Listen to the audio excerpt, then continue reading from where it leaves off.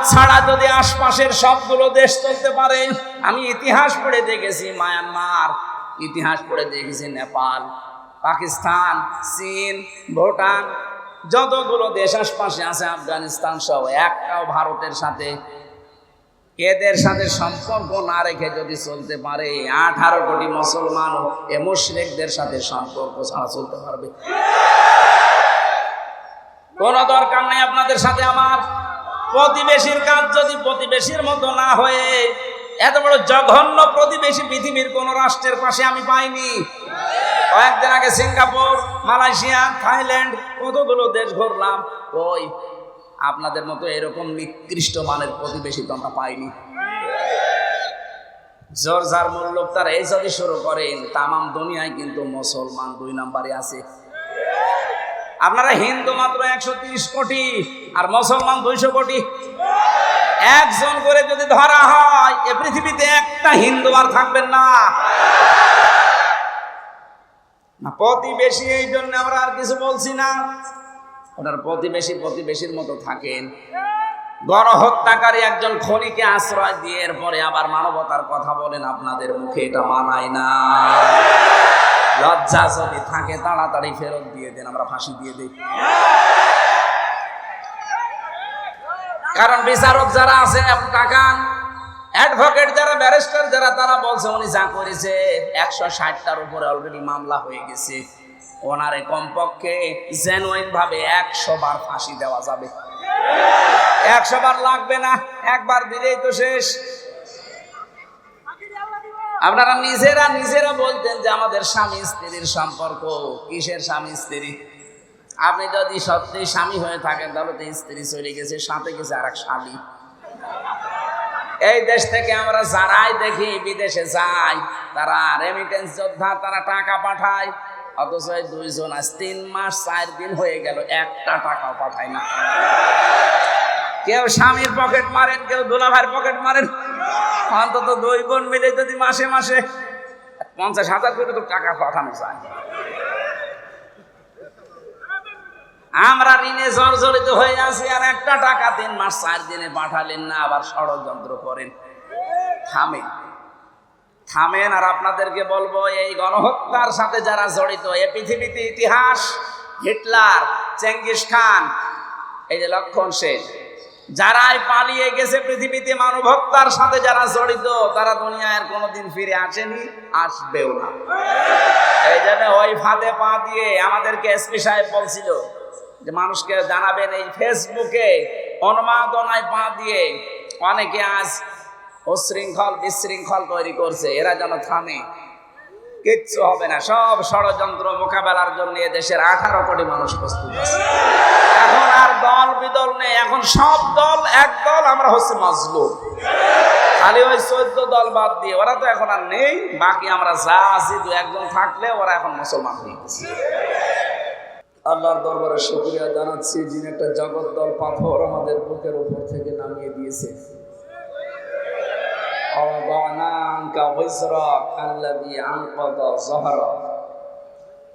হে নবী, আয়ামে জাহিলিয়াতের যে পাথর বোঝা, এটা আপনার পিঠকে বাঁকা করে রেখেছিল, আমি কি ওই বোঝা আপনার পিঠ থেকে নামিয়ে দেইনি? 1500 বছর আগে আয়াতটা নাযিল হয়েছে। ওই সময় ছিল আইএমএ জাহিলিয়াতের যুগ। 2024 সালের 5 আগস্টের আগ পর্যন্ত এই দেশে চলছিল আওয়ামী জাহিলিয়াতের যুগ। শব্দ দুইটা প্রায় কাছাকাছি, আইএমএ আর আওয়ামী, কাজ কারবারও প্রায় এক। আমি আবু জাহেলের জীবনী পড়ে দেখেছি, ও 14টা কর্মসূচি হাতে নিয়েছিল যতদিন দায়িত্বে ছিল রাষ্ট্রে। ও যতদিন পর্যন্ত দায়িত্বে ছিল, ক্ষমতা ছিল, 14টা কাজ করেছিল। আমি এই 15.5 বছরের সাথে মিলিয়ে দেখেছি, যারা পালিয়েছে 2 বোন একসাথে, ওরা 15টা কাজ করেছিল। ওদের চাইতে এরা 1 কাঠি বেশি। যে আয়ামে আর আওয়ামী প্রায় একই। ওদের পাথর নবীজির বুক থেকে আল্লাহ সরিয়েছিলেন, পিঠ থেকে জহারকা, আর আমাদের বুকের ওপর থেকে আল্লাহ এই পাথরটা সরিয়েছে, আমরা এখন কথা বলতে পারছি। খালাকাল ইনসান আল্লামাহুল বায়ান। আমি মানুষ বানিয়েছি আর কথা বলা শিখিয়েছি। এই কথা বলা শিখিয়েছে নাকি ওনারা? বলতো এ মোবাইল কে দিয়েছে? মোবাইলে কথা বলি, আমার বাবা টাকা দিয়ে বসে মোবাইল কে দিয়েছে? আরে আল্লামাহুল বায়ান শব্দের ব্যাখ্যায় আমি দেখেছি এটা মানুষ কথা বলতে পারে, এটা পৃথিবীতে কেউ দেয়নি। এ শক্তি দিয়েছে কে? তামাম দুনিয়া সব যদি এক জায়গা হয়ে চেষ্টা করে আপনার মুখ দিয়ে কথা বের করতে পারবে না। বিজ্ঞান এখন প্রমাণ করছে কয়েক ইঞ্চি জায়গা এখান থেকে কথা বের হতে 27টা স্তর পার হওয়া লাগে। 27টা ধাক্কা খায়, এরপর একটা কথা তৈরি হয়। আর হাদিসের ব্যাখ্যা জানিয়েছে প্রত্যেকটি স্তরে একটা করে ফেরেশতা বসে আছে। এ ওর কাছে, ও ওর কাছে, ও ওর কাছে, এভাবে দেয়। শেষ পর্যন্ত এই মুখের গর্ত দিয়ে একটা কথা বের হয়। একটা ফেরেশতা যদি বলে না আমি এ দায়িত্বে নেই, সারা জীবনেও কথা বলতে পারবেন না। কি দয়া আল্লাহ করেছেন, চিন্তা করেছেন? উনি নিজের হাতে যে 5টা জিনিস রেখে দিয়েছেন, কাউকে দেননি। শ্রবণ শক্তি, দর্শন শক্তি, বাক শক্তি, আকেল শক্তি আর ঘ্রাণ শক্তি। এর ভেতরে বাক শক্তি আছে না? বলেন না কেন? এজন্য কথা বলার যোগ্যতা দিয়েছে কে? অথচ বাক শক্তি রুদ্ধ করে রেখেছিল যারা 15.5 বছর। তারা আল্লাহর ভাষায় জালিম। কারণ যেখানে সেইটা দরকার উনি সেট করে দিয়েছে, সেইটা আপনি উল্টিয়ে অন্য জায়গায় নিয়ে যেতে চান।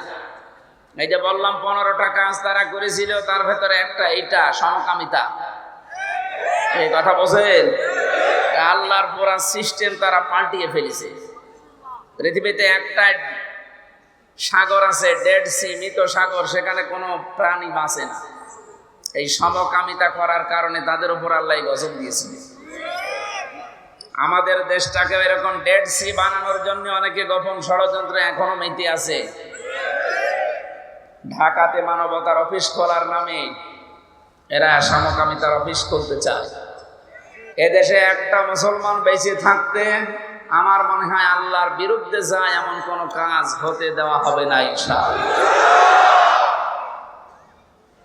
আল্লাহ রাব্বুল আলামিন বলেন, আলাম তারা ইলাল্লাযীনা বাদদালু নি'মাতাল্লাহি কুফরা ওয়া আহাল্লু কওমাহুম দারাল বাওয়ার। ইলা আখির আয়াত। সূরা ইব্রাহিমের ভেতরে আল্লাহ বলেন, হে নবী আপনি কি দেখেননি ওই মানুষগুলোর দিকে যারা আল্লাহর নিয়ামতকে পাল্টিয়ে ফেলেছে কুফরি দিয়ে। কুফর মানে ঢেকে ফেলা। কুফর মানে আল্লাহ পাক যেভাবে যেভাবে চা দিয়েছেন ওইটাকে যারা পাল্টিয়ে ফেলতে চায়, ঢেকে ফেলতে চায়, এই মানুষগুলোকে আল্লাহ পাক বলেন আপনি দেখেন না কেন ওদের দিকে একটু? আলাম তারা ইলাল্লাযীনা বাদদালু নি'মাতাল্লাহ। দুনিয়া তৈরি হওয়ার পর থেকে আজ পর্যন্ত, এখান থেকে কিয়ামত পর্যন্ত যত মানুষ দুনিয়ায় আসবে, যুজ্জিনা লিন-নাসি হুব্বুশ শাহাওয়াতি মিনান নিসা। যেই 9টা জিনিসের উপরে আল্লাহ আকর্ষণ তৈরি করে দিয়েছে, আমাদের কাছে লোভনীয় করে দিয়েছে, তার ভেতরে নারী একটা। কে বলছে? সুতরাং নারীর প্রতি পুরুষের আকর্ষণ এটা বানিয়েছে কে?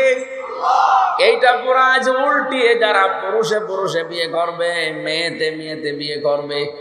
কুষ্টিয়ায় 3 দিন আগে 2 জন মহিলা বলছে আমাদের বিয়ে দিয়ে দিন, না হলে আমরা মরে যাব।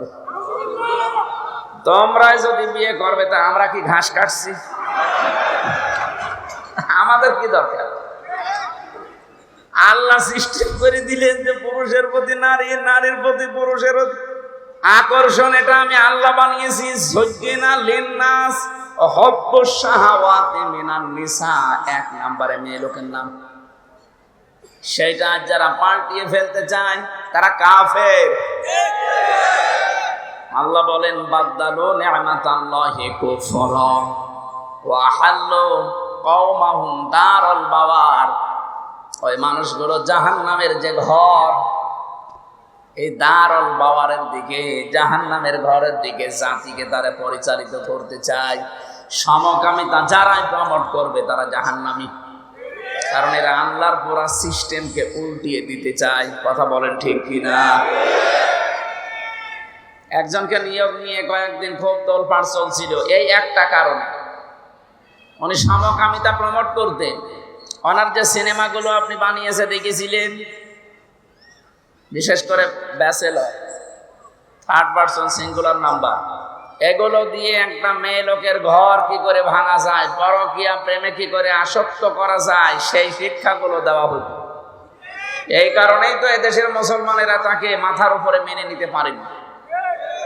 কথা বলে না কেন? আল্লাহর প্রকাশ্য নিষিদ্ধ কাজ যারা বৈধ করতে চায় যে কোনো কায়দায়, এদেশের মানুষ কিন্তু বুঝে ফেলে। আর বুঝে ফেললে আপনি কি তাদেরকে আর দাবিয়ে রাখতে পারবেন না।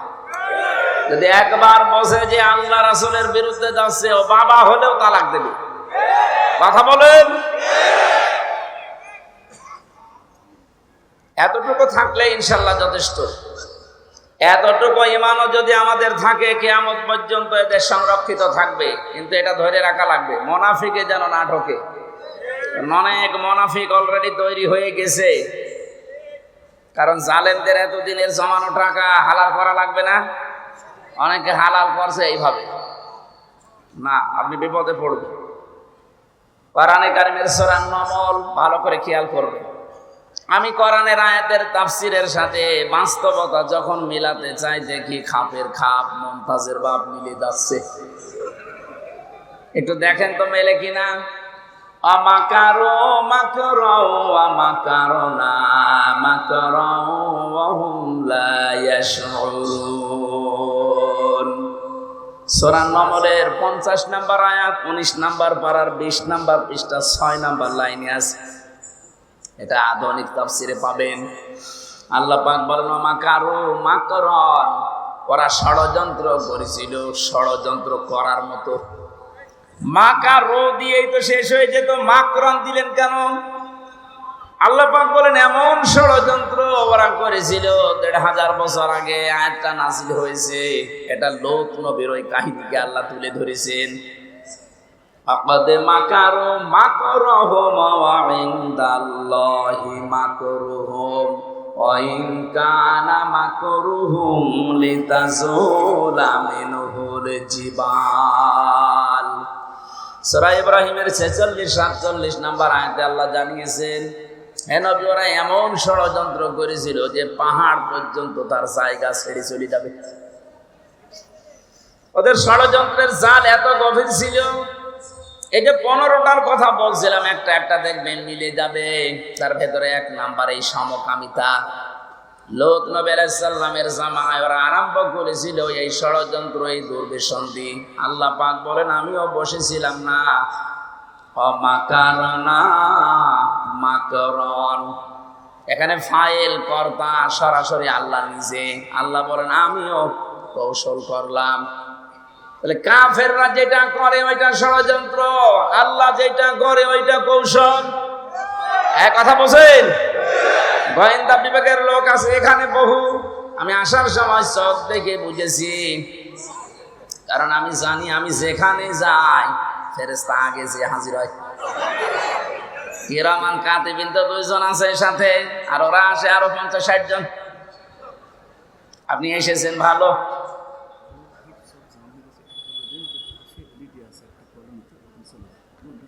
রোড ঘাট পুরা জাম হয়ে গেছে। আশপাশে বলে ওই যে কি এলইডি নাকি লাগানো আছে, সেখানে যান যদি জায়গা পান। নাই এইভাবেই থাক, কি করবেন, কোথায় যাবেন? চারিদিকে মানুষ। আমি যতদূর আসলাম তো মানুষই পেয়েছি। কোনো জায়গায় যাওয়া যাবে না, দাঁড়িয়ে আছেন বসে আছেন, দরকার হয় জায়গা পেলে শুয়ে পড়ে, কিন্তু কথা বলবেন না। আমার অনুরোধ, কথা বলবেন না। 1 ঘন্টা সময় দেওয়া যাবে না। খেয়াল করে করে মিলাবেন। কোরআনের একটা শব্দ আপনাকে হেদায়েতের পথ বলে দেবে ইনশাআল্লাহ। আর মাঝে মাঝে একটু গল্প করে নেবেন নাকি? হ্যাঁ, একটু গল্প করে নেবেন। আপনার খুব জরুরি হলে গল্প করে নেবেন। আর এখান থেকে উঠে যাবেন শুধু প্রসাব পায়খানা আর বিড়ি খাওয়ার নেশা লাগবে। অসুবিধা নেই, বিড়ির নেশা লাগলে খেয়ে আবার চলে যাবেন। পুলিশের সামনে যেন আবার পড়েন না, ওরা টাকা নেবে। বিড়ির মাসলা ঢাকা বিভাগে একটু ঝামেলা আছে। এটা চট্টগ্রাম আর সিলেটে আবার আলাদা। ওরা নাকি ইমাম সাহেবও বিড়ি খান? কে মাইক তো ঠিকই আছে।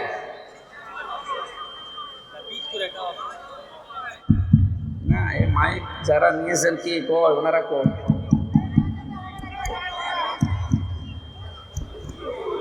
এই আওয়াজটা বন্ধ করে দিন। মাইকের দিকে তাকিয়ে আমার মনে হচ্ছে যে রওশন এরশাদ, এর ফেরা সবই নষ্ট হয়ে গেছে, চলছে আর কি। মাইকেল লোক যে আছেন একটু মাইকেল আউটটা একটু কমাই দিবেন। কয় তারা কয় কি করেন কি ঢাকা এভাবে থাকলে হবে? আপনাদের তো গ্রামে পাঠিয়ে দেবে। এই আওয়াজ হয় কেন? আপনারা আপনি কি ঠিক আছেন?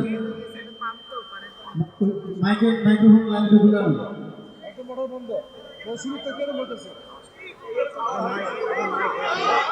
মাইকের প্যানেলে যান, মাইকের প্যানেলে গিয়ে তো বলেন মাইক্রোফোনটা বন্ধ করতে। কোনটা? নাসর ভাই নিচে মাইকের প্যানেলে ওইখানে যান। মাইকের লোক মাইকের প্যানেলের ওখানে গিয়ে বলেন মাইকের কাজটা বন্ধ করতে। আমার ইনপুটে কোনো ভয়েস নাই, ভয়েস আউটপুটে মাইক। কোনটা বন্ধ করব? সুবহানাল্লাহ আলহামদুলিল্লাহ লা ইলাহা ইল্লাল্লাহ সুবহানাল্লাহ আলহামদুলিল্লাহ লা ইলাহা ইল্লাল্লাহ লা ইলাহা ইল্লাল্লাহ।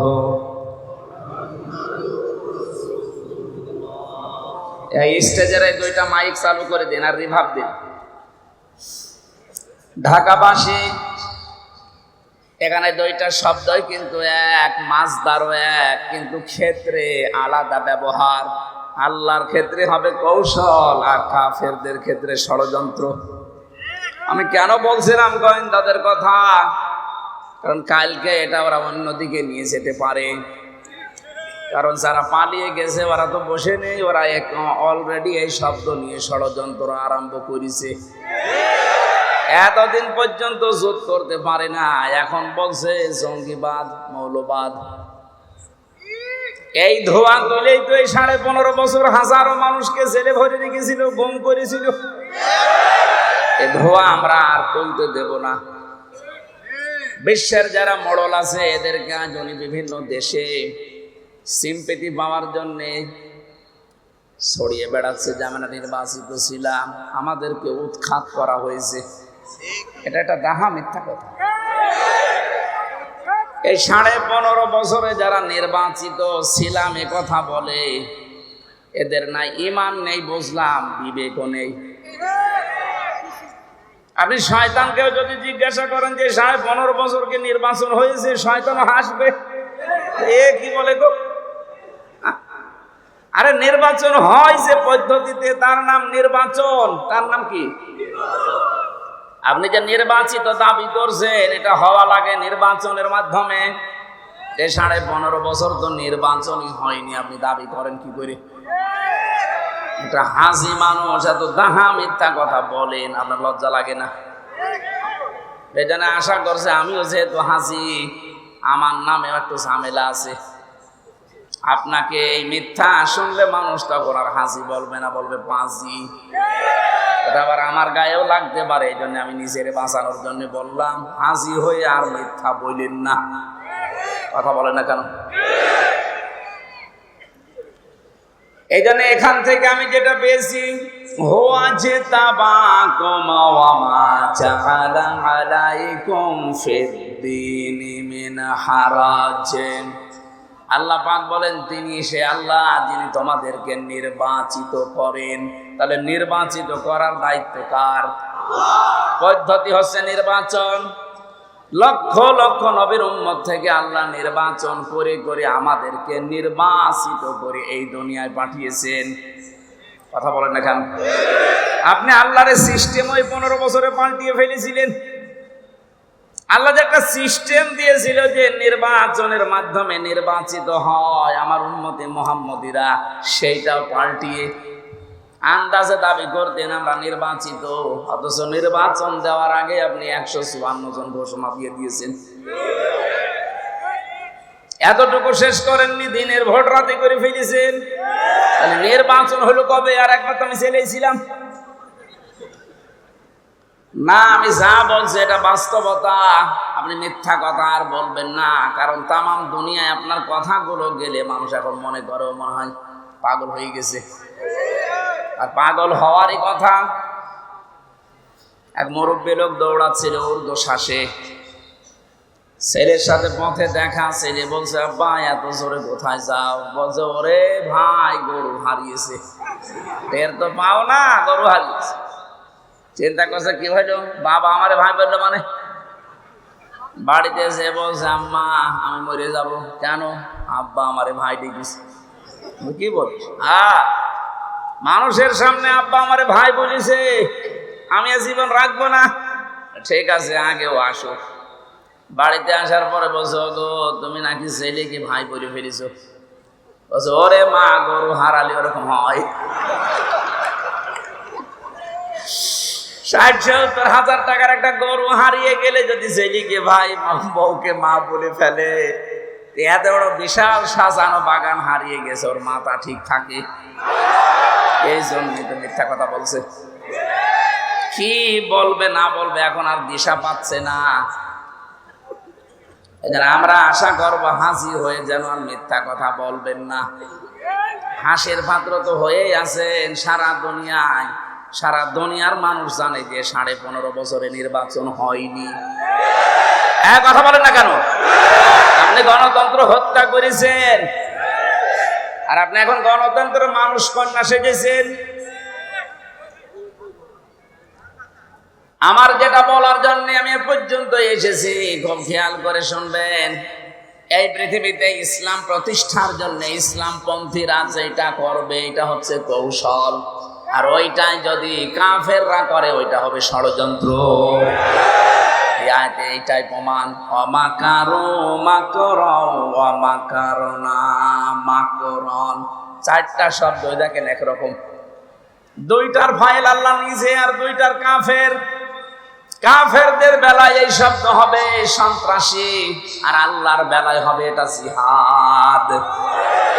আমরা মুসলিমরা যা করি বিশ্বে অন্যায় দূর করার জন্য আমাদেরটা জিহাদ, আর আপনারা যা করছেন ওইটার নাম সন্ত্রাস। আল্লাহ পাক বলেন আমি নিজে ষড়যন্ত্র আমি কৌশল করেছিলাম। অহুম লা ইয়াশউরুন, ওরা টেরও পায়নি যে কিভাবে কি হয়ে গেল। ফানজুর কাইফা কানা আকিবাতু মাকরিহিম, আল্লাহ পাক বলেন নজর করে দেখেন এই ষড়যন্ত্রকারীদের পরিণাম আমি আল্লাহ কি করেছিলাম।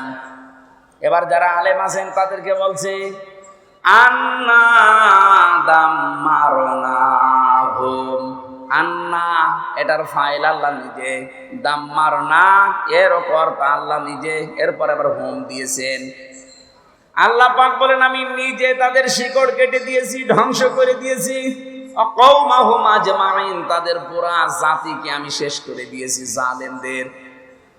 এবার একটা গোপন কথা বলছি যেটা আমার মনে হয় 5 তারিখের সাথে মিলে যাবে। খুব খেয়াল করে দেখেন তো মেলে কিনা। এটা সূরা নমলের 52 নম্বর আয়াতে আছে ফাতিলকা বুয়ুতুহুম খাবিয়াতাম বিমা যালামু। এখানে তিলকার আগে ফা আছে। আরবি গ্রামার অনুযায়ী ফা শব্দটা 19টা অর্থে ব্যবহার হয়। কি আমি কি মানিয়ে বলছি? আলেম যারা আছে তারা তো জানবেন। আল্লাহ যেন তার এই কুদরতি আঙ্গুল এভাবে দেখিয়ে বলছে বাংলার মানুষেরা এই সেই ঘর, এই সেই 1 বছর দেননি, বাইতুন না বুয়ুত বহু বছর, এরপরে হোম দিয়েছেন। আল্লাহ বলেন এই সেই ঘর, এই জালেমদের ঘর এইগুলো। বিমা যালামু, এদের জুলুমের কারণে আমি আল্লাহ এই ঘরের অবস্থা কি করেছি জানেন? মাঝখানে শব্দ আছে খাবিয়াতান, গৃহ শূন্য করে দিয়েছি, ওজাড় গৃহ বানিয়ে দিয়েছি, জনশূন্য করে দিয়েছি, মরুভূমি বানিয়ে দিয়েছি, নিকৃষ্ট এবং পদদলিত বানিয়েছি। খাবিয়াতান মানে সার শূন্য করে দেওয়া, আপনি দেখেছেন আগস্টের 5 তারিখের পরে বিকাল 5টা বাজতে বাংলার যত জালেমের ঘর আর অফিস ছিল সব পরিত্যক্ত হয়ে গেছে। সালামু এই জালেমদের জুলুমের কারণে। এই আয়াতটা যে কত বাস্তব এটার প্রমাণ আপনি দেখবেন কুষ্টিয়ার হানিফ সাহেবের বাড়ি। এই 3 দিন আগে আমি আসার সময় দেখলাম বাড়ির পায়খানার প্যান পর্যন্ত মানুষ খুলে দিয়ে চলে গেছে। এখন ওইটা জাতীয় টয়লেট হয়ে গেছে। একবারে 8-10 জন করে যাচ্ছে আর বিভিন্ন দিকে মুখ দিয়ে আল্লাহ রাস্তায় কাজ করছে। মানুষের জামাত বদ্ধ হয়ে শুরু হয়েছে। আমি চিন্তা করলাম 8-10 জন একসাথে যাচ্ছে কি করে, কারণ আছে। কয়েকদিন আগের পেপারে দেখলাম ওই যে বড় ঘর যেটা ঢাকাতে, এত আবেগ নিয়ে মানুষ সেখানে যেত চুমা খেত ঘরে, অথচ ঘরটা এখন পরিত্যক্ত। 3 মাসের ব্যবধানে ওইটা এখন টয়লেট হয়ে গেছে। কি কথা বলছে না কেন? আপনি যান এখন দেখে আসেন, এক একজন এক এক দিকে মুখ দিয়ে সবাই একসাথে কাজ করছে। আমি বললাম না এর ভেতরে একটা কারণ আছে। কারণ কি? 16 সালে হজে গিয়েছিলাম, কাবা শরীফ তাওয়াফ শেষ করার পরে আমি উপরে গেলাম, যে দেখি পেটে চরম ব্যথা। এক পুলিশকে ডাক দিয়ে বললাম, ইয়া সাদিক টাল, যে ভাই বা বন্ধু, এতক্ষণ আমার ভালোই লাগছিল, হঠাৎ আমার পেটে ব্যথা, খুব যন্ত্রণা করছে, এখানে ফার্মেসি কোথায়? আমার এখন পেটে ব্যথা করছে, কারণ কি? ফার্মেসিতে যাওয়া লাগবে, আপনি একটু দেখিয়ে দেন আমারে। পুলিশ আমারে বলছে, ইয়া হাজি ওর হজ্জা তাই না বিলা দুকা। ও হাজি, দেশ কোথায়? আমি যে তুমি বাংলাদেশ, বাংলাদেশ থেকে এসেছি। পুলিশ আমারে ওর ভাষা দিয়ে বলছে, হাজি আপনি জানেন না এটা কোন জায়গা? না তো। আবু সাহেলের বাড়ি। আপনি এখনো পায়খানা না করে দাঁড়িয়ে আছেন, তাড়াতাড়ি করেন। পায়খানা করে দেখি সত্যি আমার পেটের ব্যথা ভালো হয়ে গেছে। আল্লাহ যেন আমাকে হাতে ধরে বসাতে চাচ্ছে, হামজা এত টাকা খরচ করে আসলে আরে শয়তানের বাড়ি পায়খানা না করে চলে যাবা, তাড়াতাড়ি করো। আমার তো মনে হচ্ছে ঠিক 2024 সালের 5 আগস্টের পর থেকে অনেকের বিভিন্ন রোগ দেখা দিচ্ছে, এ রোগ ভালো হওয়ার জন্য এখন এই কাজ করছে। এর পরের শব্দটা আমি বলার জন্য এই পর্যন্ত নাই, আমি আসতাম না, এবার আসে। এর শিক্ষাটা কি? আল্লাহ পাক বলেন, ইন্না ফি যালিকা লাআয়াতাল লিকাওমিন ইয়ালামুন। মাঝখানে লাম আছে, এটা লামে তাকিদ। আল্লাহ পাক নিজে গ্যারান্টি দিচ্ছেন এর ভেতরে শিক্ষা আছে। কি আছে? কাদের জন্যে? লিকাওমি ইয়ালামুন, যারা জ্ঞানী, এই জাতির জন্য শিক্ষা এখানে আছে। এখন আমার প্রশ্ন, শিক্ষাটা কি? মুফাসসিরিন ইকরাম জবাব দিয়েছেন, শিক্ষা এই, আল্লাহ পাক যখন কোন এলাকাকে খাওয়াবিয়াতান বানিয়ে দেন তাদের জুলুমের কারণে, পরবর্তীতে যারা ওই জায়গায় বসবে তারা যেন চিন্তা ভাবনা করে জীবন চালায় যে আমরাও যদি জালেম হয়ে যায় আমাদেরও বাড়ি ঘর কিন্তু এরকম পরিত্যক্ত হয়ে যাবে। এই জন্য আগামীতে যারা চেয়ারে বসবেন তারা চিন্তা ভাবনা করে চালাবেন। এ জালেমদের 15 বছরের এত বড় শিকড় যদি আল্লাহ কেটে দিতে পারে, ফাকতি আদাবিরুল কওমিল্লাযিনা যালামু আলহামদুলিল্লাহি রাব্বিল আলামিন। বলেন আল্লাহু আকবার। আল্লাহ বলেন জালেমদের শিকড় কেটে দেওয়া হয়ে গেছে। কে বলছে? এদের এত বছরের শিকড়। আপনি একটা তাকান, ইউনিয়ন থেকে শুরু করে একেবারে আন্তর্জাতিক লেভেল পর্যন্ত এমন কোন জায়গা নেই জালেমদের শিকড় ছিল না। এইগুলো যদি আল্লাহ কেটে দিতে পারে, আগামীতে যারা বসবে তাদের শিকড় কাটতে আল্লাহর দেরি হবে। আল্লাহ পাক শুধু বলবেন কোন, ইন্নামা আমরুহু ইযা আরাদা শাইআন আইয়াকুলা লাহু কুন ফায়াকুন। আমি যখন কোনো কাজের ইরাদা করি, ইচ্ছা করি, কিছুই করা লাগে না, শুধু কোন বলি ফায়াকুন হতে 1 সেকেন্ডও দেরি লাগে না। 1:30 থেকে 5:30, 3.5-4 ঘন্টার ভেতরে যদি সারা বাংলাদেশের 630টা থানা জালেমদের যত বাড়ি ছিল আমার জানা মতে একটাও নেই। কিছু না কিছু হলেও কাজ, দরজা জ্বালানোর কাজ ভাঙা হয়েছে, এখন পরিত্যক্ত হয়ে পড়ে আছে। চুয়াডাঙ্গায় যিনি ছিলেন সেলুন, চুল কেটে বেড়াতো। সেলুন মানে কি? চুল কাটে না। এই লোকের বাড়ি ঘরের অবস্থা দেখেছেন, অথচ কি দাপট ছিল এ 15 বছরে। কত কিছুর মালিক হয়ে গিয়েছিল নামে বেনামে, মানুষ তার নাম পর্যন্ত পাল্টিয়ে দিয়েছিল এলাকায়। কি সুন্দর নাম তার, সোলাইমান হক জর্দার সেলুন। ওরা নামই পাল্টিয়ে নাম দিয়েছে হনুমান। হ্যাঁ, এই যে হোসাইন আছে, জিজ্ঞাসা করেন, ওর বাড়ি ওখানে।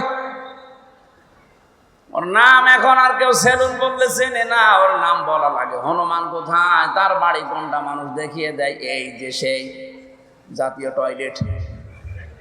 3 মাসে যদি এই অবস্থা হয়ে যায়, 3 বছর যেতে এদেশে জালেমদের একটা চিহ্নও থাকবে না। আমাদের শিক্ষা এখান থেকে, আমরা যেন জালেম হয়ে না যাই, কারণ জালেমদের বিরুদ্ধে সরাসরি মামলা দেবে আল্লাহ নিজে।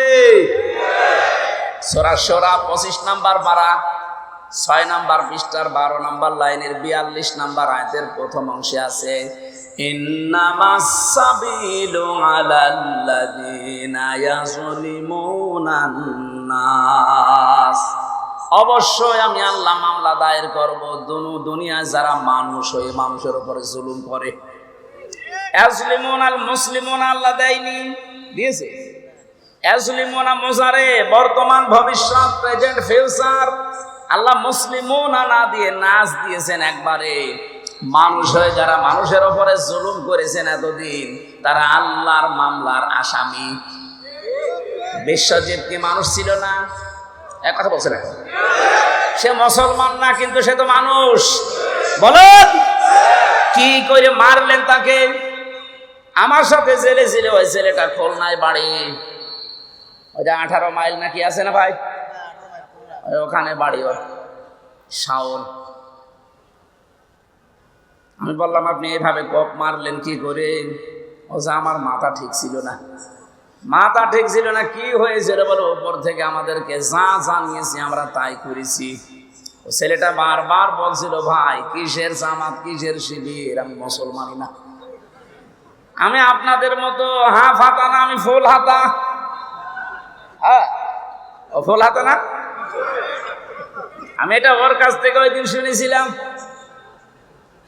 আমাদের যিনি জেলার ছিল দেবদুল্লাহ আলো, সেই দিনই আসতো, তখনই মানুষ চিল্লিয়ে উঠতো যে ফুল হাতা আসতেছে।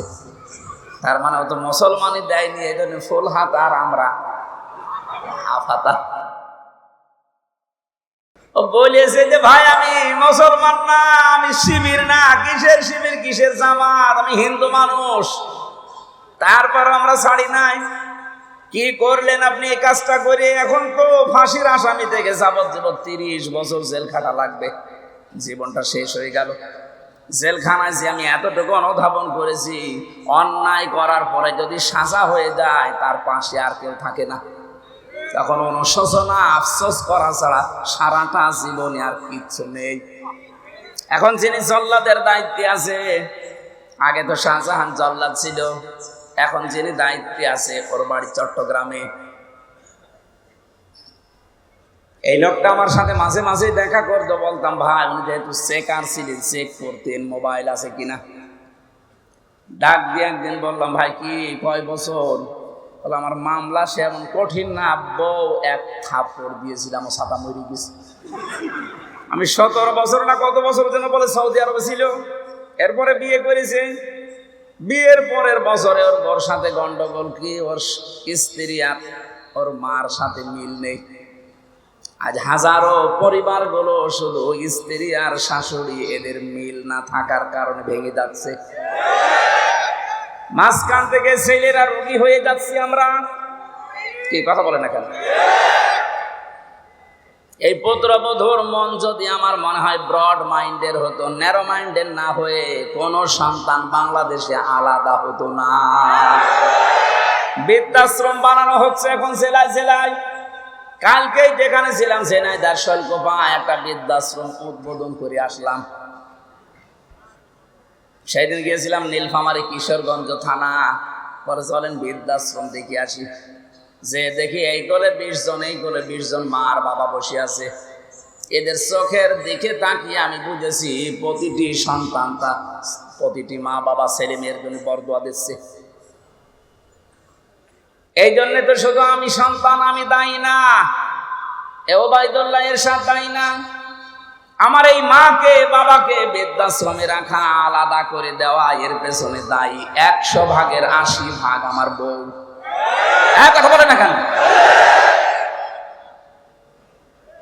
ওর যেন সহ্যই হতে চায় না, অথচ ওর নিজের মা বাবা যদি সারা জীবন থাকে একটা কথাও বলে না। কেন স্বামীর মা বাবাকে নিজের মা বাবার মতো মনে করা যায় না? মেয়েরা এসেছে। সম্মানিতা মা বোনের একটা গোপন আমল বলছি, জীবনে যদি স্বামীর মন পেতে চান, সত্যিকারের ভালোবাসা পেতে চান, স্বামীর মা বাবাকে নিজের মা বাবা মনে করেন। তো নিজের জীবনেও স্বামীর মন পাবেন না। উপরে উপরে হয়তো আপনাকে ভালোবাসা দেখাবে, আর ভেতরে ভেতরে দোয়া করবে আল্লাহ এর দিকে নেও। কারণ এর কারণে আমার 25-30 বছর আমার পেছনে যারা শ্রম দিল, ওই মা বাবা পর্যন্ত এখন আমার কাছে নেই। নাকি ঢাকা শহরে এগুলো হয় না?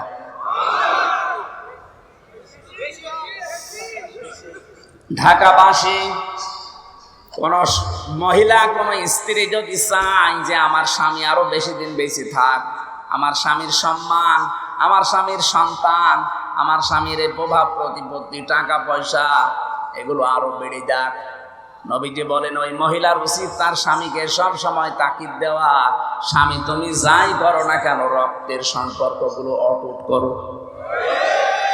তুমি তোমার ভাইয়ের সাথে সম্পর্কটা ঠিক রাখো, তোমার বোনের সাথে সম্পর্ক ঠিক রাখো, মা বাবার সাথে সম্পর্ক ঠিক রাখো, তোমার চাচা চাচি ফুফা ফুফি এদের সাথে সম্পর্ক ঠিক রাখো, কারণ এদের সাথে সম্পর্ক রক্তের। কিসের? অথচ এদের সাথে আর সম্পর্ক খারাপ করার পেছনে দায়ী এই বউগুলো। আরে বউগুলোকে পিন দেয়, ঔষধ দেয় ওই বউর মা আর ওর বড় বোন। ওখান থেকে শুধু ঔষধ পাঠায়, আর কতদিন থাকবি, আলাদা হয়ে যা। আমার মনে হয় ঢাকাতে এরকম কিছু হচ্ছে, এই জন্য এত আওয়াজ দিচ্ছে। কার কার বউ এরকম ছোট মনের, একটু হাত তোলেন তো। না আছে, এই যে কোন জাহান্নামে আছে আপনি টের পাচ্ছেন না, আমি টের পেয়েছি। এটা ক্যামেরাটা একটু ওইদিকে ঘোরাও, ওরে তামাম দুনিয়ায় দেখাক যে আল্লাহর ওলি একটা পাওয়া গেছে। না ভাই, খুব ঝামেলা আছে। এতদিন পর্যন্ত মেয়ে লোক ক্ষমতায় ছিল, এই জন্য নারী নির্যাতনের আইন খুব কড়াকড়ি। চাচা এরশাদ একবার গিয়েছিল, কিন্তু পুরুষ নির্যাতনের আইনও ছাতাচ্ছিলি করেনি। ও যদি একটু শক্ত আইন করে যেত তো পুরুষ নির্যাতনেরও আইন আছে। বলেন তো, এই যে জল্লাদটা ও খালি একটা থাপ্পড় দিয়েছিল খালি সংশোধন করার জন্য। বউ শুধু কারণে অকারণে মায়ের সাথে তর্কাতর্কি করতো, মাকে কিছু দিলেই বউ রাগ করতো। শেষ পর্যন্ত বলছে আমি যে একটা থাপ্পড় দিলাম যে আমার টাকা আমার মাকে দেব, তোর কি? ছাতা মরে গেল, অথচ আজ আমি 30 বছর জেল খাটতেছি। একটা মানুষ বলেন তো 25-17 বছর বিদেশে, 20-22 বছর না হলে তার বিদেশ যায়নি। মনে করেন 20 বছর, 17 বছর আর 30 বছর, কত হয়? ওর জীবনে আর কি থাকে? এই জন্য জেলখানার একটা অভিজ্ঞতা আপনাকে আমি বলছি শিক্ষার জন্য। আবেগে পড়ে কোনো কিছু করতে যাবেন না। একবার যদি জীবনে কোনো ঝামেলা হয়ে যায়, সারা জীবন ওই 4 দেওয়ালের মাঝে বসে পস্তাবেন, কাউকে পাবেন না। আমি তো কিছু না করে গেছি তাই কাউকে পাইনি, আর আপনি অপরাধ করে যাবেন, আপনার বউ তখন অন্য জায়গায় চলে যাবে, আপনার ছেলে মেয়ে আপনার শত্রু হয়ে যাবে। এই পারিবারিক এই সমস্যার কারণে কত সন্তান পর্যন্ত তার বাবার নামে দেখলাম মামলা দিয়েছে। কে ভাই আপনাকে মামলা দিয়েছে? কে বলে আমি আমার ছেলে, ওর মাকে নাকি আমি মেরে ফেলেছিলাম। বলেন নাউজুবিল্লাহ। এটা শুধু পারিবারিক জীবন গেল, সামাজিক আছে, রাজনৈতিক আছে, আন্তর্জাতিক কিছু নিয়ম আছে। আমরা যেন সতর্ক থাকি। যদি কোনো কারণে কোনো অপরাধের সাথে জড়িয়ে আবেগে হোক, কারণ নির্দেশে হোক, একবার যদি আপনি চলে যান, শাস্তি পেয়ে যান, তখন ওই নেতাকে আর খুঁজে পাবেন না।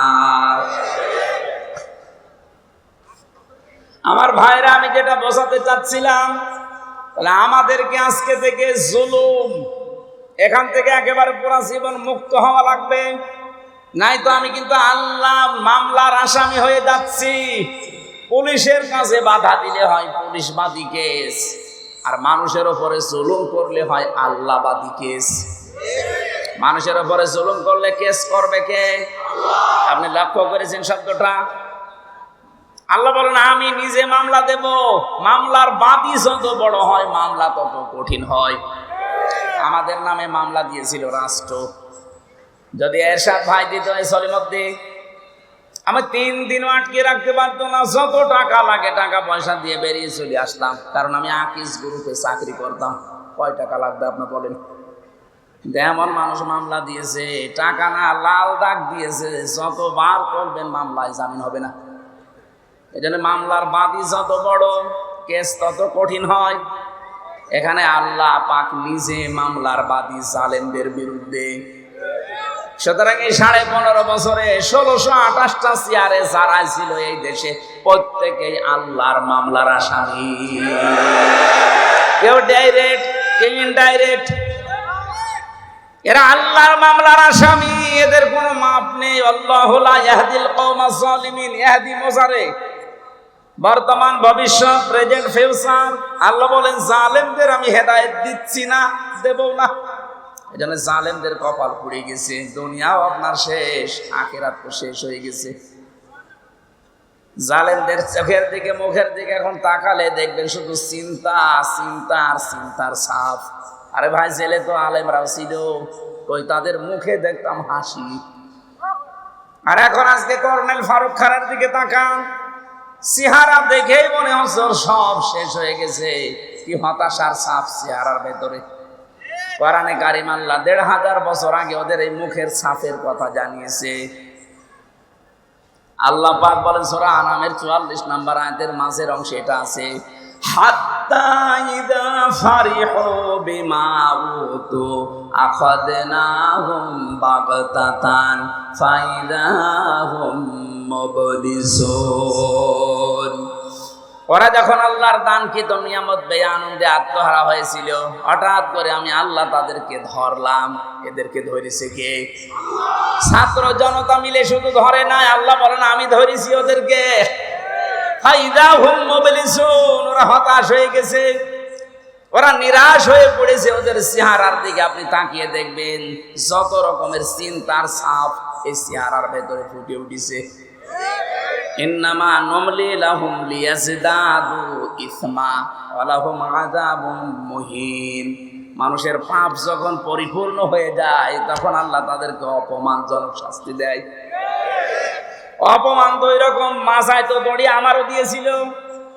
ওদের ওয়াইজ মাথায় দড়ি, ওদেরকে দেখলে মানুষ পচা ডিম মারছে। আর আমাদের মাথায় দড়ি দেখলে পুলিশ পর্যন্ত কাঁদতো। এই কথা বলছে না কেন? নিজে দেখেছি, হয়তো বাধ্য হয়ে পারতো না কিছু করতে, কিন্তু কাঁদতো। সিসি ক্যামেরার কারণে ওইদিকে তাকিয়ে চোখের পানির দিকে দেখতাম, কাঁদতেছে। আচ্ছা হুজুর, আপনাকে একটু আমি সিঙ্গাড়া কিনে দেবো, ওই যে সিসি ক্যামেরায় ওই শয়তানরা দেখতে পাচ্ছে, ও দেখলেই আমার চাকরি চলে যাবে। কিন্তু আমার সহ্য হচ্ছে না, আমার মনে হয় চাকরি ছেড়ে চলে যায়। কিন্তু উপায় নেই বলে আমি করছি। কিন্তু আপনি আমারে মাফ করে দিয়ে না, আপনার আর কি। আমার মাথায় দড়ি দিয়ে নিয়ে আমি হাসতাম জালেমদের কাজ কারবার দেখে। কি করছে এরা? শুধু দড়ি দেয়নি, হাতে হ্যান্ডকাপ পেছনে বেঁধে দিত, মাথায় দিত দড়ি, হাত পায়ে দিত ডান্ডা বেড়ি, মাথার উপরে দিয়েছে সেই লোহার টুপি, বুকে দিয়েছে সেই বুলেট প্রুফ জ্যাকেট। মনে হচ্ছে যে কি নিয়ে যাচ্ছে, অথচ কিছুই না। একটা ভীতিপূর্ণ অবস্থা তৈরি করে আলেমদের সাথে হস্ত করত, যেন পরবর্তী প্রজন্ম ভয়ে কেউ আলেম হতে না চায়। জালেমদের কিন্তু জাতে মাতালো তালে ঠিক আছে, ওরা এমন এমন অবস্থা করতো, আরে ভাই আপনি আল্লামা মামুনুল হককে আপনি জেলে রাখবেন, রাখেন, এত ফষ্টি নষ্টি করার দরকার কি? কি অবস্থায় তারা নিয়ে যেত দেখেছেন, হুইল চেয়ারে করে, লোকটার মাথায় ব্যথা, হাঁটতে পারে না, পায় হাতের মধ্যে সেই কি হাতের ভেতরে ভর দিয়ে তার যাওয়া লাগতো। রিমান্ডে তো আমি ছিলাম, আমি বুঝেছি আপনারা কি করেন। বিভিন্ন অস্ত্র নিয়ে এসে বলতো যে এইগুলো দিয়ে আমরা নখ তুলি। কিছু কিছু মানুষের আমি দেখেছিলাম এত বড় বড় নখ হয়ে গেছে, ওই যাদেরকে আয়না ঘরে রেখেছে, তাও তো এটা 2 নাম্বার, আসলটা যারা আছে এত বড় বড় নখ হয়ে গেছে। চুল দাড়ি গপ দেখলে মনে হচ্ছে ওরে বাবারে জঙ্গল থেকে বেরিয়ে আসতেছে। এই নখ দিয়ে দেওয়ালের সাথে খুশিয়ে খুশিয়ে লিখে রাখতো কাটা কাটা অক্ষরে যে ভাই যদি কেউ বাইরে যেতে পারে এই নাম্বারটা একটু জানাবেন যে নাম্বারের লোকটা এখনো বেঁচে আছে। কি করেছেন আপনি বলেন তো, আর আপনি বলেন আমি কি করেছি, আমার পালানো লাগলো, কি করেছেন আপনি টের পাচ্ছেন না? আপনার পাপের বোঝা পরিপূর্ণ হয়ে গেছে, এই জন্য তো আল্লাহ এত অপমান করছে। বিচারপতি মানিকের মতো এরকম একটা হারামি, ওরে বিচারপতি বানিয়ে পুরাটাই অবিচার করেছে। আর আল্লাহ পাকও দেখিয়েছে কলার পাতায় শুয়েছে, ওরে ওর বিসি উড়ে গেছে, সংসার করার কাজ শেষ। দেখেন কবে সৌন্দর্য, ওর বউ চলে গেছে, কারণ বিসি না থাকলেও বউ থাকবে। আযাব মহিন শুধু পড়েছি, এটা আমি দেখলাম নিজের চোখে যে আল্লাহ অপমান করে কি করে, এই কথা বলে না কেন? এই জন্য আমি আবার বলছি, আমরা যারা আছি সাবধান, যদি আগামীতে চেয়ার পানও জুলুম করবেন না। আপনার বাড়ি ঘর, আপনার অফিস আদালত যতই মজবুত করেন, আল্লাহ কিন্তু ওইটা জনশূন্য করে দেবে। আল্লাহ আমাদের হেফাজত করুন, বলেন আমিন। আমরা আজকে একটা গ্রাম নিয়ে আলোচনা করব, খুব খেয়াল করে মিলাবেন। আমার তো কোরআনের আয়াত পড়লেই মনে হয় এটা কেবল নাজিল হচ্ছে। সূরা নমল থেকে আমরা পড়েছি, এর নামকরণ, ঐতিহাসিক প্রেক্ষাপট, ব্যাখ্যা, অনেকগুলো কথা আছে, মাতৃভাষায় অর্থ, এগুলো সব বাদ দিয়ে দিলাম, কারণ আমার 10টার ভেতরে ডাক্তার ঘুমাতে বলেছে, এখন 10:30 বেজে গেছে, তাড়াতাড়ি শেষ করব, এই জন্য আমরা সব বাদ দিলাম। সূরা নাহাল 112 নম্বর আয়াত। আজকের আলোচনার বিষয় গ্রাম। কি বললাম? এটা কি গ্রাম নাকি শহর? আল্লাহ রাব্বুল আলামিন এমন একটা গ্রামের, এমন একটা জনপদের উদাহরণ আমাদের কাছে দিচ্ছেন, একটু মিলিয়ে দেখবেন। অবরাবাল্লাহু মাসালান ক্বরিয়াতান কানাত আমিনাতাম মুতমাইন্নাহ। আল্লাহর এই দৃষ্টান্তের দিকে লক্ষ্য করো। আল্লাহ রাব্বুল আলামিন নিজে একটা দৃষ্টান্ত দিচ্ছে, উদাহরণ তোমাদের সামনে পেশ করছে, উপমা দিচ্ছে আল্লাহ তোমাদের সামনে একটা গ্রামের। কিসের?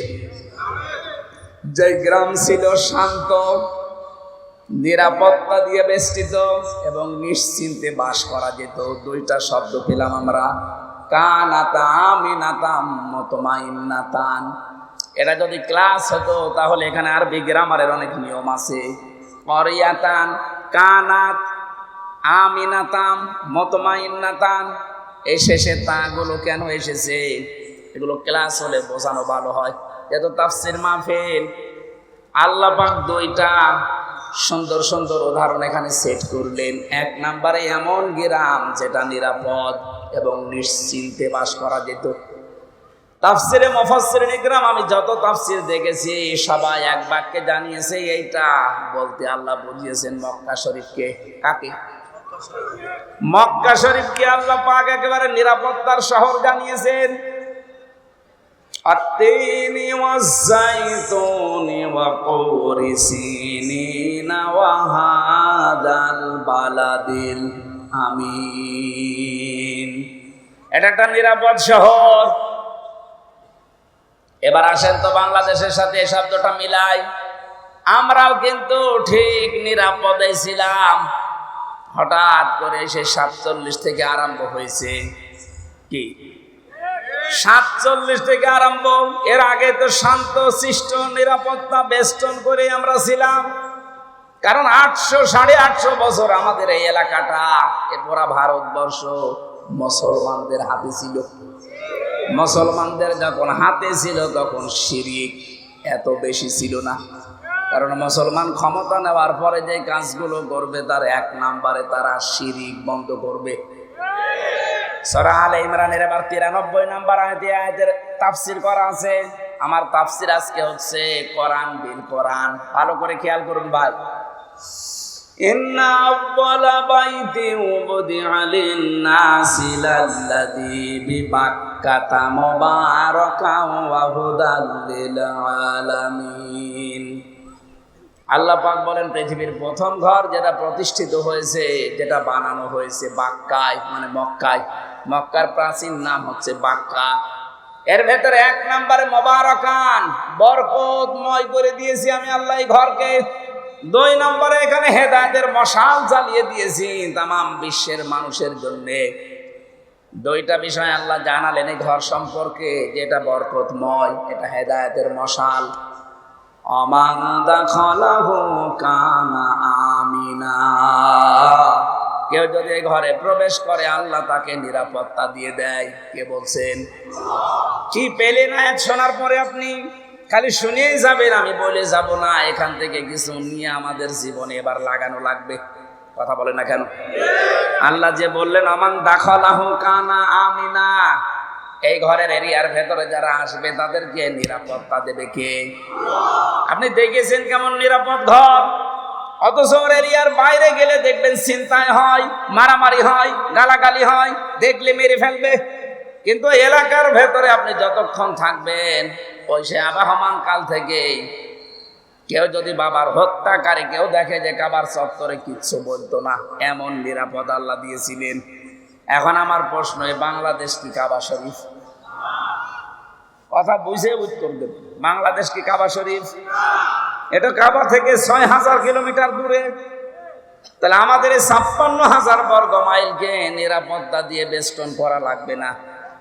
কি শত্রু দেখতে পাচ্ছে না চারিদিকে? পাশের রাষ্ট্র আমাদের প্রতিবেশী, ওদের সাথে যাদের যাদের বর্ডার আছে তারা প্রত্যেকটা বর্ডারে মার খায়। পাকিস্তান বর্ডারে মার খায়, চীনের বর্ডারে মার খায়, মায়ানমারের বর্ডারে মার খায়, নেপালের বর্ডারে মার খায়। আর যত মার আমাদের দেয়, ওরা মার খেয়ে শেষ করে না। দেখবেন পাকিস্তানে আর চীনের কাছে মার খেলে ওরা বলিউডে সিনেমা তৈরি করে। ওইটা দিয়ে ওরা সিনেমা বানায়। সিনেমার নায়ক দেখেছেন? আল্লু অর্জুন, রামচরণ, প্রভাস, এদেরকে দিয়ে সিনেমা বানায় আর ওটা আবার হিট করায়। আর এইটা দিয়ে আমাদেরকে টাকা পয়সা যা উপায় হয় ওইটা দিয়ে আমাদের মারে। ওরা মায়ের খায় পাকিস্তানের বর্ডারে, চীনের বর্ডারে, মায়ানমারের বর্ডারে। আর মারে কাদের বলেন? নিরাপত্তা দেওয়ার জন্য এবার কি লাগবে বলেন? আল্লাহ বলেন এই তো কাবা শরীফ না তোমার এই বাংলাদেশ, 6500 কিলোমিটার দূর। তাহলে এইটাকে যদি নিরাপত্তা দিয়ে ঢেকে রাখতে চাও কি করা লাগবে? এবার আসেন, আমি বলছি সূরা আনআম 7 নাম্বার পারা 17 নাম্বার পৃষ্ঠা, প্রথম নাম্বার লাইনের 82 নাম্বার আয়াতের প্রথম অংশে আছে। আধুনিক যে তাফসীর আছে সব মিলাবেন, এটা পাবেন। আল্লাযীনা আমানু ওয়া লাম ইয়ালবিসু ঈমানাহুম বিযুলমিন উলাইকা লাহুমুল আমনু ওয়া হুম মুহতাদুন। আল্লাহ পাক বলেন যারা ঈমান আনবে আর ঈমানের সাথে যারা জুলুম মিশ্রণ করবে না। এখানে জুলুম মানে শিরিক। জুলুম মানে কি? যারা তাদের ঈমানের সাথে শিরিক মিশ্রণ করবে না, আমি আল্লাহ গ্যারান্টি দিলাম উলাইকা, যেন এইভাবে হাত দিয়ে দেখাচ্ছে বাংলাদেশের দিকে যে উলাইকা, এই মানুষগুলো লাহুমুল আমনু, এরা আল্লাহর কাছ থেকে নিরাপত্তা পাওয়ার হকদার। তাহলে বাংলাদেশ যদি নিরাপত্তার চাদরে কাবা শরীফের মতো ঢেকে রাখতে চান, এ দেশ থেকে জুলুম শিরিক বন্ধ হওয়া লাগবে। এদেশে শিরিক নেই বলেন? প্রকাশ্য শিরিক চলছে একটা, যে ক্ষমতার উৎস জনগণ, এটা শিরিক। এটা কারা আছেন এই বিশ্বাসে আমি জানি না। হ্যাঁ আছেন আপনারা, আমি জানিও। এখনই পাল্টানো লাগবে, এটা শিরিক। কারণ আল্লাহ যেটা পারে ওইটা অন্য কেউ পারে, এই বিশ্বাস করার নাম শিরিক। আর শিরিক যারা করে তারা মুশরিক। কথা বলে না কেন? আইন দিতে পারে কে? অন্য কেউ পারে। ক্ষমতা দেখাতে পারে কে? অন্য কেউ পারে। সুতরাং আল্লাহ যেটা পারে ওইটা অন্য কেউ পারে, বিশ্বাস যারা করেন। ক্ষমতার উৎস আল্লাহ বারবার বলছে, আন্নাল কুওয়াতা লিল্লাহি জামিআ কুলিল্লাহুম্মা মালিকাল মুলকি তুতিল মুলকা লিল্লাহি মুলকুস সামাওয়াতি ওয়া মা ফিল আরদ। এরকম 950-এর উপরে আয়াত আছে, ডাইরেক্ট ইনডাইরেক্ট ক্ষমতার উৎস কে? সেইটাকে আজ উল্টিয়ে ফেলেছেন আপনি। আপনি বলছেন না ক্ষমতার উৎস জনগণ। এই বিশ্বাস করেন কারা? আমি জানি না। যারা করেন এখনই মত পাল্টান। আপনার বিশ্বাস যদি এখনই না পাল্টে ওইভাবে মারা যান, আপনি শিরিক করছেন। আর শিরিক করলে আপনি মুশরিক। শিরিক যতদিন এই দেশে চালু থাকবে, আপনি বহির্বিশ্ব থেকে যত রকমের ষড়যন্ত্র আন্তর্জাতিক চলছে, জীবনও আপনি মুক্ত হতে পারবেন না। আমরা একটা গেড়া কলের ভেতরে পড়ে আছি, একদিকে আমেরিকা আর একদিকে রাশিয়া। কোন দিকে যাবেন, যেদিকে যাবেন ওই দিকেই মার খাবেন। রাশিয়ার দিকে ঝুঁকে আসলে আমেরিকা মারবে, আমেরিকার দিকে গেলে রাশিয়া মারবে। আল্লাহ এমন একটা জায়গায় আমাদেরকে রেখেছে যে আমরা দাবার বুটি হয়ে গেছি। এখান থেকে একটাই উত্তরণের পথ আছে। এদেশের 18 কোটি মানুষ ঐক্যবদ্ধ হওয়া লাগবে যে আমরা শিরিক করব না। আর শিরিক কাকে বলে? তাফসীরের ভাষা থেকে বলছি, শিরিক বিল জাত, শিরিক বিল সিফাত, শিরিক বিল ইখতিয়ার, আর শিরিক বিল হুকুক। এটা এক একটা আবার 4 প্রকার, 4 16 প্রকার। ওই 16 প্রকার শ্রেণী বিন্যাস করলে হয় 24 প্রকার। 24 প্রকার শ্রেণী বিন্যাস করলে হয় 72 প্রকার। 72 প্রকার ভাগ ভাগ করলে তাফসীরে আছে 120 প্রকার। শিন র কাফ, এই শব্দের ভেতরে এতগুলো কথা লুকিয়ে আছে। এক একটা পয়েন্ট আকারে বললে 120 দিন লাগবে। এত কথা শুধু একটা শব্দের ভেতরে আল্লাহ লুকিয়ে রেখেছেন। তাফসীর করতে গেলে সময় লাগে। এই কারণে আল্লাহ রাব্বুল আলামিন আমাদেরকে নিরাপত্তা দেবেন 56,000 বর্গ মাইল। যত রকমের দুশমনী, যত রকমের ষড়যন্ত্র কৌশল হচ্ছে, যত রকমের কূট কৌশল চলছে, সব কিছু থেকে আল্লাহ আমাদের বাঁচাবেন। গ্যারান্টি দিয়েছেন, উলাইকা লাহুমুল আমনু, এই মানুষগুলো নিরাপত্তার হকদার। কিন্তু শিরিক জুলুম বন্ধ করা লাগবে। জুলুম যাই হোক বন্ধ হয়েছে, কিন্তু শিরিক এখনো বন্ধ হয়নি। কথা বলেন? তাহলে আমাদের দেশকে যদি এখন আমরা নিরাপত্তায় ঢেকে দিতে চাই, কি লাগবে? সর্বপ্রথম শিরিক মুক্ত হওয়া লাগবে। এখন একটা একটা করে পয়েন্ট আকারে বললে এত সময় থাকবেন আপনারা, নাকি আমি আয়াতটা আগে শেষ করে নিই? এত প্রকার বলা ঠিক সম্ভব না এখন। আমি যতটুকু পারি আয়াতটা শেষ করে তারপরে যদি সময় আমার কোলায়, আমার কণ্ঠ আবার বসে যায়। কারণ এই 3টা বছরে জালেমরা যা খাওয়িয়েছে, শরীরটা শেষ করে দিয়েছে। কিছুক্ষণ কথা বললে আমার গলায় ব্যথা করে। ভেতরে তো কোনো চিকিৎসা নেই। যে ডাক্তার আসতো সব রোগের এক ওষুধ। কেউ যদি বলে আমার পেটে ব্যথা, ও যা যায়। কেউ যদি বলে আমার নুনু ব্যথা, তো একই। হ্যাঁ, আপনি জিজ্ঞেস করেন যারা ছিল, যা বলবে একই ওষুধ দেয়। আরে ভাই, পেটে আর নুনু কি এক? তারপরেও একই খেলে খান, ওরা ভালো হয়ে যাবে। কারণ বাইরে তো যেতে পারবেন না। এই অবস্থায় 3টা বছর। তারপরেও আমার তো ডাক্তারের কাছে নিয়েই যেত না। 14 দিন বলার পরে একদিন নিয়ে যেত, তার 4-5 জন কারারক্ষী। মনে হচ্ছে যে কি হয়েছে, বাইরেও যাও ভেতরে। এত ভয় এদের। সিসি ক্যামেরা দিয়ে রাখতো, কারারক্ষী আলাদাভাবে বসিয়ে রাখতো। কি বলেন তো, আমার শরীর চলে না, আর এরা এত ভয় পায়। আমার কিন্তু মামুনুল হক সাহেবের মতো একটু হংকার দিতাম, তাও তো হইতো। আমার এমনি শরীর ভালো না, আর তারপরে ওদের মনে হচ্ছে কলেজায় কাপড় উঠে যাচ্ছে। 4-5 জন আমার পেছনে লাগিয়ে রাখছে। ঢাকাবাসী আমি যে আয়াতের প্রথম দুইটা শব্দ আল্লাহ জানিয়েছিলেন যে এমন একটা নিরাপদ শহর ছিল, যেই শহরের দুইটা বৈশিষ্ট্য, একটা নিরাপত্তা আর একটা নিশ্চিন্তে বসবাস করা।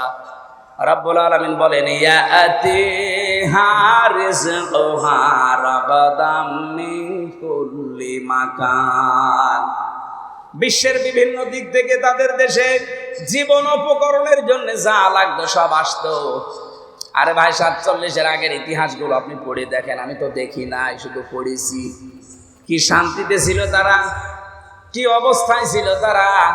850 বছরে এলাকাগুলো মুসলমান শাসন করেছে, একটা মানুষের ওপরে জুলুম অত্যাচার হয়েছে প্রমাণ নেই।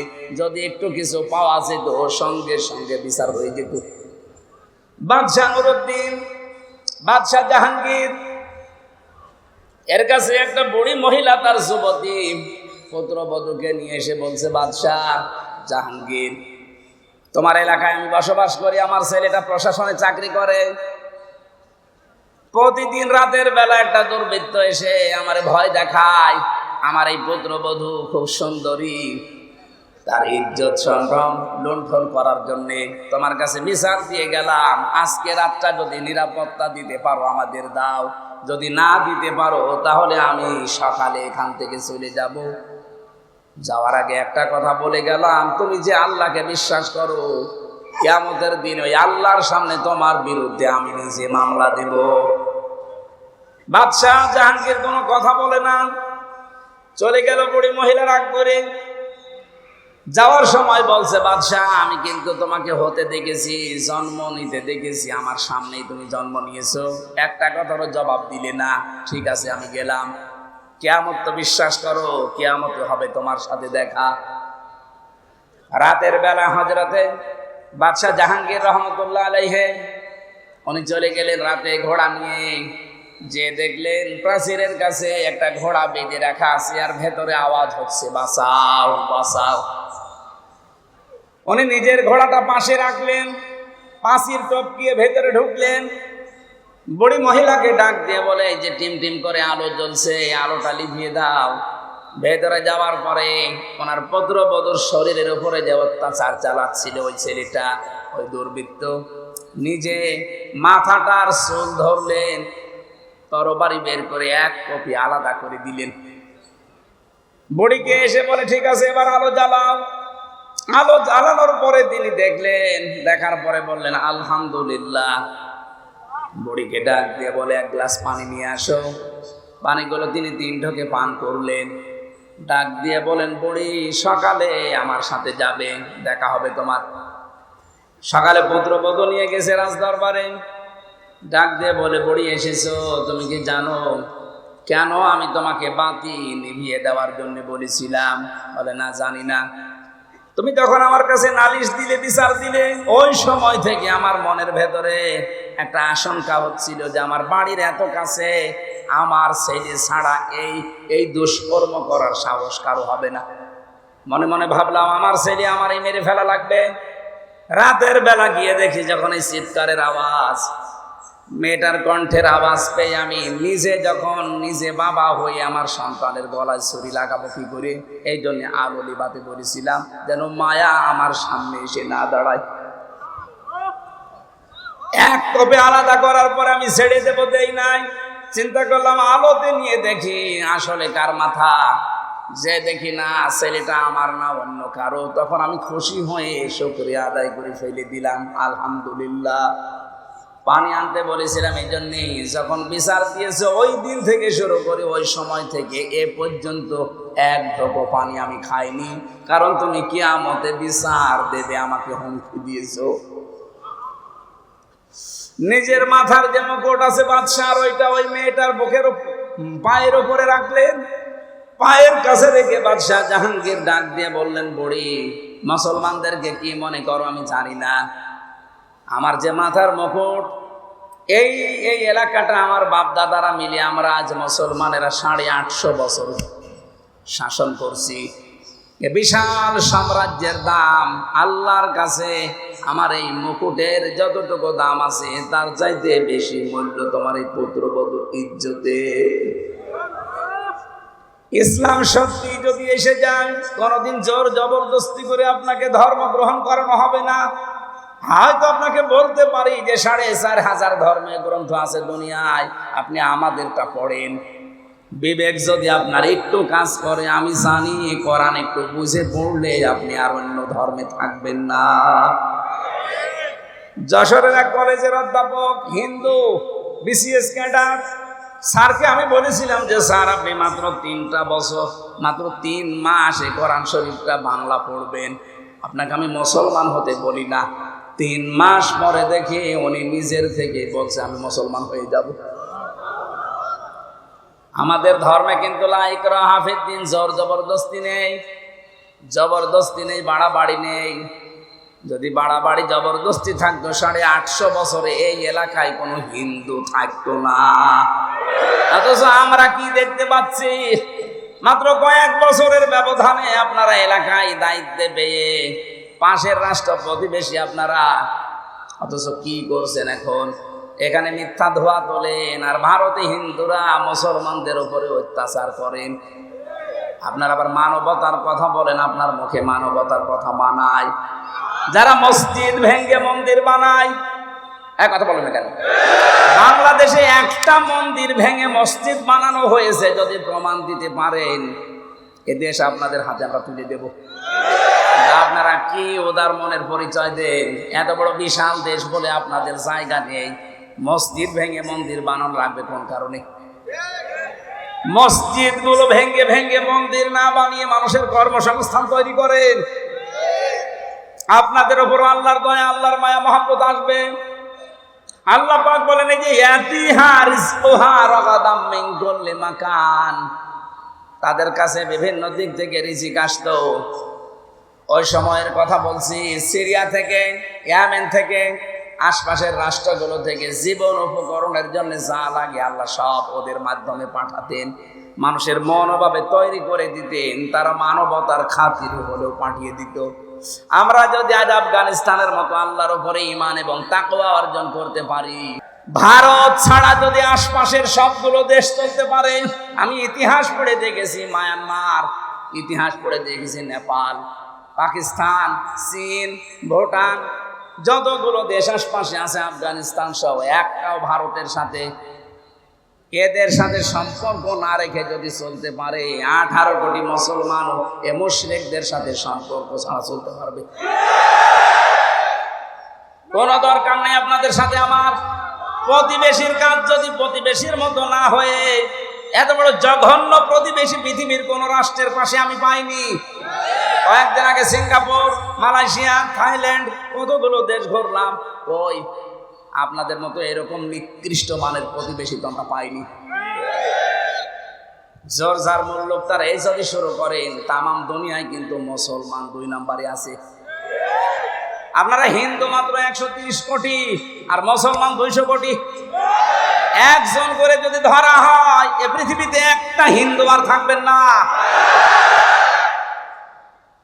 প্রতিবেশী, এই জন্য আমরা আর কিছু বলছি না। ওনার প্রতিবেশী প্রতিবেশীর মতো থাকেন। গণহত্যাকারী একজন খনিকে আশ্রয় দিয়ে এরপরে আবার মানবতার কথা বলেন, আপনাদের মুখে এটা মানায় না। লজ্জা যদি থাকে তাড়াতাড়ি ফেরত দিয়ে দেন, আমরা ফাঁসি দিয়ে দিই। কারণ বিচারক যারা আছে টাকান, অ্যাডভোকেট যারা, ব্যারিস্টার যারা, তারা বলছে উনি যা করেছে 160টার উপরে অলরেডি মামলা হয়ে গেছে, ওনারে কমপক্ষে জেনুইন ভাবে 100 বার ফাঁসি দেওয়া যাবে। 100 বার লাগবে না, একবার দিলেই তো শেষ। আপনারা নিজেরা বলতেন যে আমাদের স্বামী স্ত্রীর সম্পর্ক। কিসের স্বামী স্ত্রী? আপনি যদি সত্যি স্বামী হয়ে থাকেন তাহলে তো স্ত্রী চলে গেছে, সাথে গেছে আর এক শালী। এই দেশ থেকে আমরা যারাই দেখি বিদেশে যাই, তারা রেমিটেন্স যোদ্ধা, তারা টাকা পাঠায়। অথচ 2 জন আজ 3 মাস 4 দিন হয়ে গেল, একটা টাকাও পাঠায় না। কেউ স্বামীর পকেট মারেন, কেউ দুলাভাইয়ের পকেট মারেন। অন্তত 2 বোন মিলে যদি মাসে মাসে 50,000 করে তো টাকা পাঠানো যায়। আমরা ঋণে জর্জরিত হয়ে আছি, আর একটা টাকা 3 মাস 4 দিনে পাঠালেন না, আবার ষড়যন্ত্র করেন। থামেন। আর আপনাদেরকে বলবো, এই গণহত্যার সাথে যারা জড়িত, এ পৃথিবীতে ইতিহাস, হিটলার, চেঙ্গিস খান, এই যে লক্ষণ সেন, যারাই পালিয়ে গেছে পৃথিবীতে মানব হত্যার সাথে যারা জড়িত, তারা দুনিয়ার কোনোদিন ফিরে আসেনি, আসবেও না। এই জন্য ওই ফাঁদে পা দিয়ে আমাদেরকে এসপি সাহেব বলছিল যে মানুষকে জানাবেন, এই ফেসবুকে উন্মাদনায় পা দিয়ে অনেকে আজ উশৃঙ্খল বিশৃঙ্খল তৈরি করছে, এরা যেন থামে। কিচ্ছু হবে না, সব ষড়যন্ত্র মোকাবেলার জন্য দেশের 18 কোটি মানুষ প্রস্তুত আছে। এখন আর দল বিদল নেই, এখন সব দল এক দল, আমরা হচ্ছে মাজলুম। খালি ওই 14 দল বাদ দিয়ে ওরা তো এখন আর নেই, বাকি আমরা যা আছি 2-1 জন থাকলে ওরা এখন মুসলমান হয়ে গেছে। আমার বংশেরটা আমি বলছি, ওরা তো 100 জনের 98 জন আল্লাহর ওলিকে নবী মানত, এত শক্ত। কিন্তু এখন এই বিকাল আগস্টের 5 তারিখের বিকাল 5টা বাজতে বাজতে আমার মোবাইল করে বলছে, ভাতিজা আমরা সব জামাত ইসলামী হয়ে গেছি। হ্যাঁ, এখন জামাত ইসলামী। আর এতদিন বলতো আমাদের বঙ্গবন্ধু আমাদের নবী, মানে নবী বলতো না কিন্তু এইরকম মানতো। নবীজিকে গালি দিলে কিছু বলতো না, কিন্তু ওরে যদি কেউ একটু পান থেকে চুন খসে, গোষ্ঠীতে গোষ্ঠীতে গন্ডগোল হয়ে যেত, এইরকম কঠোর অবস্থা ছিল। আর বিকাল 5টা বাজতে বাজতে ওরা বলছে, ভাতিজা তুমি কোথায়? আমরা সব জামাত ইসলামী হয়ে গেছি। এই তো 14 দলের বাইরে যারা আমরা ছিলাম সবাই আমরা মাজলুম। এখন কিন্তু উহুদের ময়দানে চলছে এই বাংলাদেশটা। একটু যদি স্লিপ কাটা হয়, এখন এই গনিমতের মাল কোড়াতে ব্যস্ত থাকবেন, খালিদ বিন ওয়ালিদের মতো আকস্মিক ভাবে হামলা করে সব হত্যা করে ফেলবেন। এগুলো সে অবস্থায় আছে, এগুলো সব বাদ দেন। মুসলিমদের যা করা দরকার করণীয়, এখন পাহারা দেওয়া লাগবে দেশটা। বিশেষ করে যারা দায়িত্বে আছেন, সম্মানজনক একটা সময় নিয়ে তাড়াতাড়ি করে একটা নির্বাচন দেন। নির্বাচনের মাধ্যমে নির্বাচিত সরকারের আগে দেশটা তুলে দেন, তাহলে ষড়যন্ত্রগুলো বন্ধ হয়ে যাবে। আল্লাহ পাক বলেন, ফাকা ফারাত বিআনউমিল্লাহি ফাদাকাল্লাহু লিবাসাল জুই ওয়াল খাউফি বিমা কানু ইয়াসনাউন। এই মানুষগুলো আমার আল্লাহর নিয়ামতের কুফরি করেছিল। এখানে নিয়ামতের 2টা অর্থ পেয়েছি। 1 নম্বরে আল্লাহর নবী। আল্লাহর নবীকে আল্লাহ কি করে দুনিয়ায় পাঠিয়েছিলেন? নিয়ামত। কি করে বলেন তো? লাকাদ মান্নাল্লাহু আলাল মুমিনিনা ইয বা'আসা ফীহিম রাসূলাম মিন আনফুসিহিম। অবশ্যই তোমাদের উপরে যারা মুমিন তাদের উপরে আল্লাহর দয়ায় যে তোমাদের ভেতর থেকে আল্লাহ একজন রাসূল পাঠিয়েছে। অথচ সেই রাসূলকে তারা মিথ্যাবাদী প্রমাণ করেছিল, মিথ্যাবাদী তারা অপবাদ দিয়েছিল। আল্লাহ এর পরের আয়াতে জবাব দিয়েছেন, ওয়ালাকাদ জাআহুম রাসূলুম মিনহুম ফাকাল্লাবুহু ফাআখাযাহুমুল আযাবু ওয়া হুম যালিমুন। অবশ্যই তাদের কাছে রাসূল এসেছিল তাদের মধ্যে একজন, কিন্তু তারা তাকে মিথ্যা প্রতিপন্ন করেছিল। এই কারণে আমি আল্লাহ তাদেরকে ধরেছিলাম, কারণ তারা জালিম ছিল। তাহলে জুলুম করার এখানে একটা পদ্ধতি পেলাম, যারা দুনিয়াতে আল্লাহর পাঠানো রাসূলদের সাথে মিথ্যা প্রতিপন্ন করে তাদেরকে কষ্ট দেয়, আল্লাহ পাক তাদের উপরে 2টা শাস্তি পাঠায়। 1 নম্বরে ক্ষোধা, 2 নম্বরে ভয়। আমার প্রশ্ন, এখন রাসূল দুনিয়ায় আছে? কথা বলেন। তাহলে ওয়ালাকাদ জাআহুম রাসূলুন এই শব্দটা ভুল। বলেন, রাসূল নাই, কিন্তু রাসূলের নায়েব আছে, নায়েবে রাসূল আছে, উত্তরাধিকারী আছে। এই যে ইরশাদ, এটা নায়েবে রাসূল। কি ইরশাদ? মানে এই সেম ইরশাদ না, এই ইরশাদ। এটা নায়েবে রাসূল, কারণ নামের আগে আলেম লেখা আছে। এদেশে যারা আলেম, এরা আল্লাহর নবীর উত্তরাধিকারী। আল উলামা ওয়ারাসাতুল আম্বিয়া। এই আলেমদের সাথে যদি এখন কেউ বিয়াদবি করে, তাদের যদি অত্যাচার জুলুম নির্যাতনের ভেতরে ফেলে দেয়, 2টা শাস্তি আল্লাহ জমিনে পাঠাবে। 1 নম্বরে ফাদাকাল্লাহু লিবাসাল জু, খোদার পোশাক পরিয়ে দেবে। 2 নম্বর আল খাউফ, ভয় লাগিয়ে দেবে। আয়াতের তাফসিরে মুফাসসির লিখেছেন, বিশ্ব নবীকে আল্লাহ যখন উপরে নিয়ে যান মেরাজে, তখন দেখলেন পিপিলিকার মতো কি যেন উঠতেছে, আবার ছোট ছোট হয়ে কালো কালো কি যেন নামতেছে। ডাক দিয়ে বললেন, জিবরাইল, কি ওঠে আর কি নামে? ফেরেশতা বললেন, হে রাসূল, পৃথিবীতে আপনার উম্মতের আছে গুনাহ করে, অপরাধ করে, জুলুম করে, এটা অন্ধকার হয়ে পিপিলিকার মতো এই কালো কালো উঠতেছে। আর যে নামে দেখেন কালো কালো পিপিলিকার মতো, ওগুলো এই গুনার শাস্তি আল্লাহ ধরুন নামাচ্ছে। তাহলে আমাদের গুনার কারণে দুনিয়াতে শাস্তি নামে, এটার প্রমাণ আছে সূরা রোমের 41 নম্বর আয়াতে, জহরাল ফাসাদু ফিল বাররি ওয়াল বাহার। 2 নম্বরের প্রমাণ আছে সূরা শুরার 30 নম্বর আয়াত, মা সাবাকুম মিন মুসিবাতিন ফাবিমা কাসাবাত আইদিকুম।